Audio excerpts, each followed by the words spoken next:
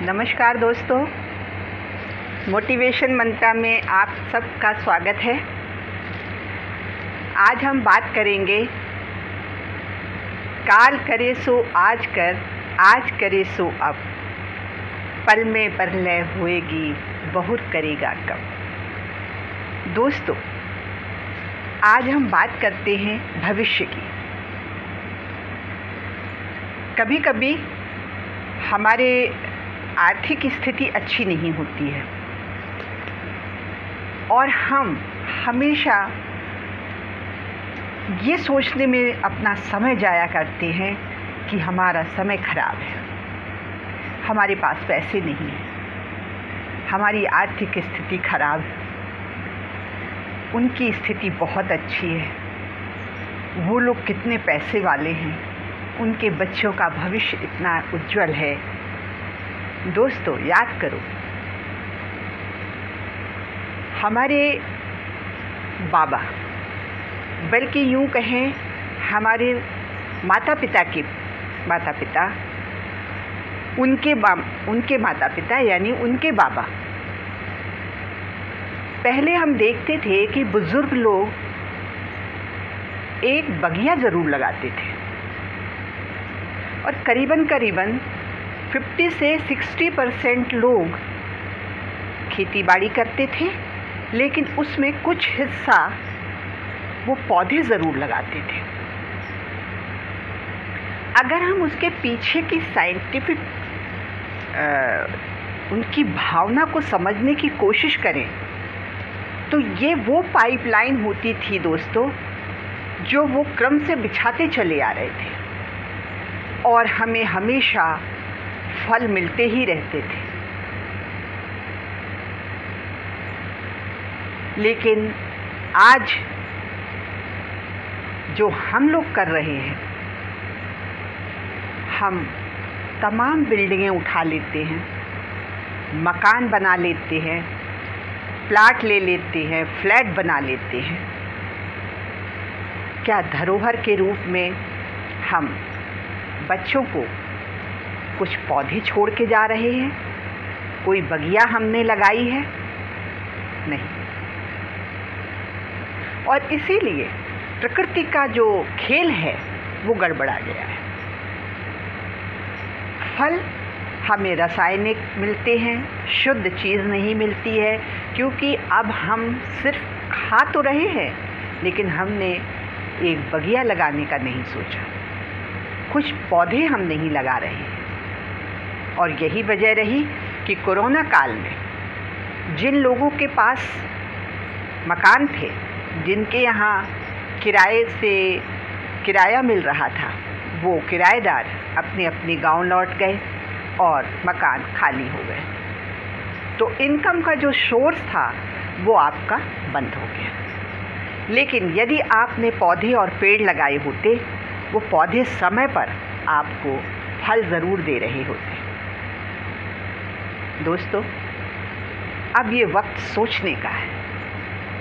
हम गांव की ओर लौटें, हम अपनी नानी और दादी की दिनचर्या पर विचार करें, हम उनकी जीवन शैली को अपनाएं।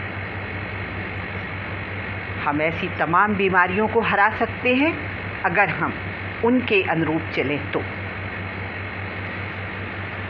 एक गांव में 2 दोस्त रहते थे और उन दोनों दोस्तों का आपस में बचपन से ही बहुत यारी थी। धीरे धीरे बड़े हुए, जिम्मेदारी के तहत अब वो नौकरी खोजने लगे। गांव में पढ़ाई तो का महत्व उतना नहीं रहता है, क्योंकि जब आर्थिक स्थिति खराब होती है तो पढ़ाई का इंतज़ार नहीं होता है कि कब तक पढ़ाई की जाएगी। तो पढ़ाई थोड़ी बहुत की और उसके बाद वो नौकरी की तलाश में भटकने लगे। एक दिन दोनों दोस्त एक दुकान पर बैठे हुए चाय पी रहे थे। उन्हें पता चला कि एक अखबार में कोई इश्तहार शब्द लिखा हुआ है। उन्होंने दूसरी वाली टेबल से वो पेपर उठा लिया और उस इश्तहार को पढ़ने लगे। दोस्तों, उसमें लिखा हुआ था कि आपके गांव के पास कोई ऐसा झरना या नदी बह रही है, उस झरने से आपको पानी सप्लाई के लिए कुछ मज़दूरों की, कुछ व्यक्तियों की ज़रूरत है। दोनों ने आनन फानन में वो पता लिया और उसी समय वो लोग निकल गए। ऑफिस में पहुँचे, वहाँ जाकर उन्होंने देखा कि एक व्यक्ति जो है वो अधिकारी के रूप में बैठा हुआ है। चपरासी से उन्होंने परमिशन ली और वो थोड़ी देर में उनको बुलावा आ गया और वो अंदर गए। उन्होंने इश्तहार दिखाया तो अधिकारी ने कहा कि ये इश्तहार हम ही लोगों ने निकलवाया है, हमें ऐसे व्यक्तियों की ज़रूरत है जो गांव में सप्लाई कर सके पानी, क्योंकि यहाँ पर पानी की कोई सुविधा नहीं है। वो खुशी खुशी राज़ी हो गए। उन्होंने कहा हम इसके लिए तैयार हैं। तो अधिकारी बोला थोड़ा दूर पड़ता है, आप कैसे मैनेज करेंगे? बोले आप उसकी चिंता मत करो, हम लोग बहुत मेहनती हैं, गांव के हैं, हम आराम से इस काम को अंजाम दे सकते हैं। और वो दोनों दोस्तों ने काम शुरू किया। दोस्तों बहुत अच्छे से उनका काम शुरू हो गया और उन्हें बाल्टी लेकर आते थे, गांव में सप्लाई करते थे, फिर बाल्टी लेके जाते थे, फिर भरते थे, फिर गांव में आते थे। इस तरह से उनका काम चलने लगा, उन्हें पैसे मिलने लगे और अब उनकी दाल रोटी चलने लगी। कुछ दिनों तक तो बहुत अच्छा चला, लेकिन बाद में उन दोस्तों का नाम राम और श्याम था।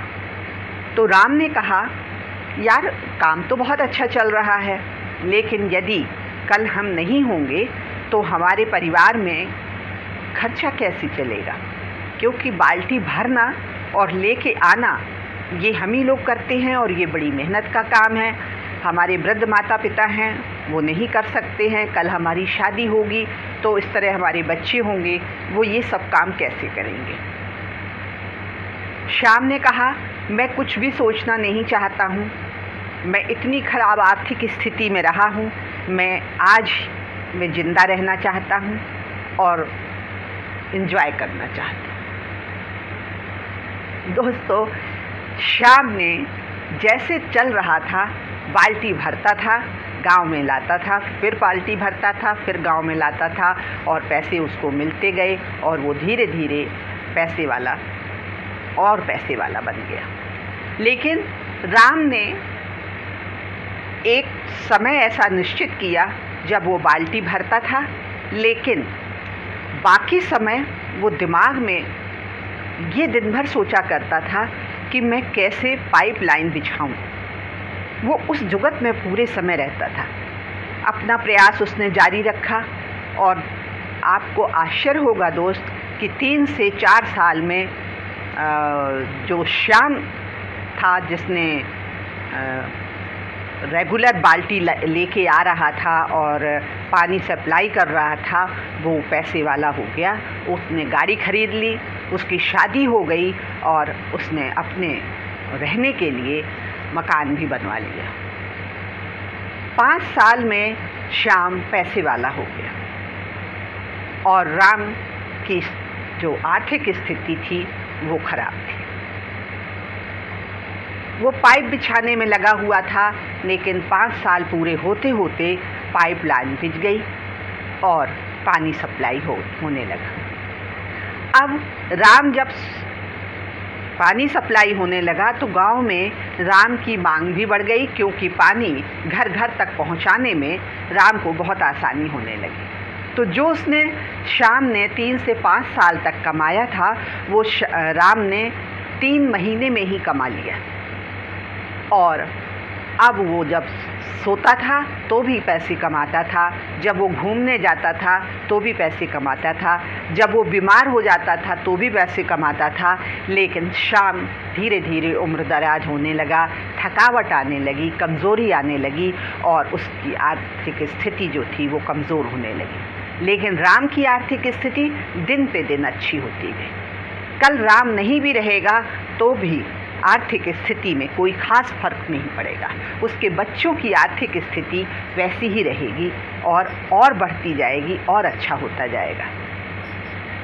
दोस्तों, यहाँ पर कहने का मतलब ये है, जो कहानी सुनाई उसका अभिप्राय ये है कि जियो का जब काम शुरू हुआ तो उन्होंने पहले उसकी पाइपलाइन बिछाई।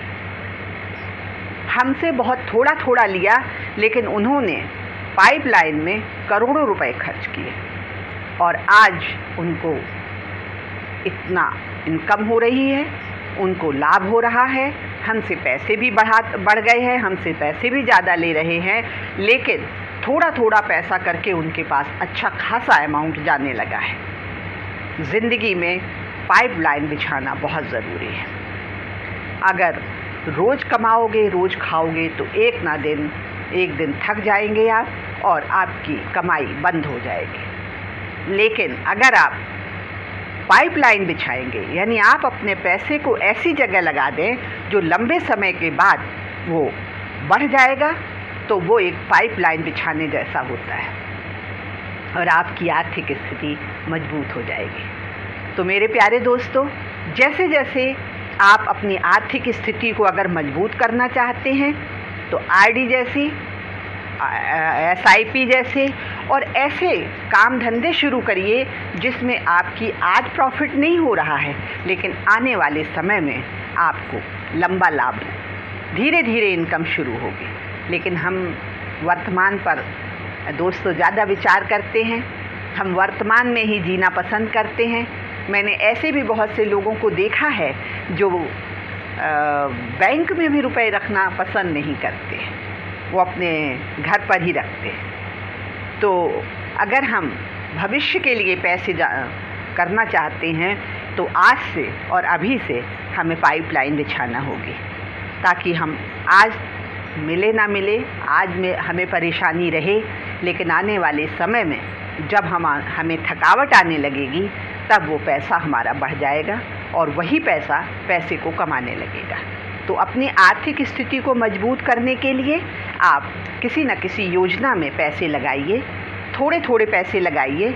आने वाले 5 साल में, 10 साल में आपका पास एक अच्छा अमाउंट हो जाएगा और आपको फिर रोज़मर्रा का कमाना और खाने से निजात मिल जाएगी। और वो पैसा जब भी आप बीमार होंगे, जब आप थक जाएंगे, जब आप नहीं भी रहेंगे, आपके बच्चों को बराबर इनकम होती रहेगी। तो मेरे प्यारे दोस्तों, आप आर्थिक स्थिति के बारे में सोचिए, आप पाइपलाइन बिछाने के बारे में सोचिए। रिलायंस कंपनी ने ये पाइपलाइन बिछा के पूरे देश में ही नहीं, विश्व में अपना एक स्थान बना लिया है। उनसे हमें सीखना चाहिए कि कैसे उन्होंने अपने बिजनेस को धीरे धीरे करके कहाँ से कहाँ पहुँचा लिया है, जबकि जियो जैसी कंपनी जो थी वो कितने कम में उन्होंने शुरू किया था। तो हमें ये सीखना होगा। दूसरी बात दोस्तों, मैं ये कहना चाहूँगी कि अगर आप चाहें तो अपने बच्चों को सिखा सकते हैं आर्थिक स्थिति